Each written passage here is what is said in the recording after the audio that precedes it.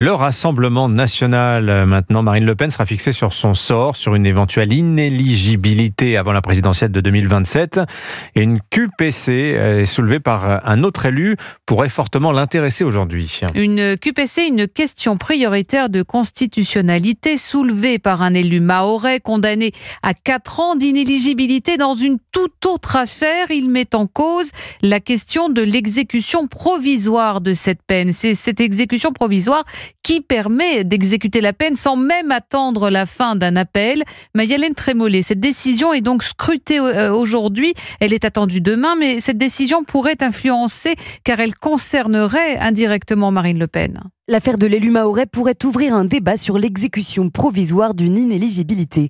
Considérée par certains comme une mise à mort politique, l'exécution provisoire empêche en effet tout élu de se présenter à une élection, y compris lorsqu'il a fait appel. Alors Marine Le Pen devrait suivre de près demain la décision des sages, selon Benjamin Morel, constitutionnaliste. Ce qui va l'intéresser, c'est quelle définition de cette éligibilité à titre provisoire. Si le Conseil constitutionnel devait dire peu ou prou la même chose, en censurant ou en émettant des réserves d'interprétation, ça oriente ce que pourrait faire un juge de première instance. Donc c'est pas seulement le résultat de la QPC qui va être intéressante, c'est les motivations. Autrement dit, si les sages donnent demain raison à l'élu mahorais, une pression indirecte pourrait tomber sur les épaules des juges de Marine Le Pen, 3 jours seulement avant la décision de justice dans l'affaire des assistants FN au Parlement européen.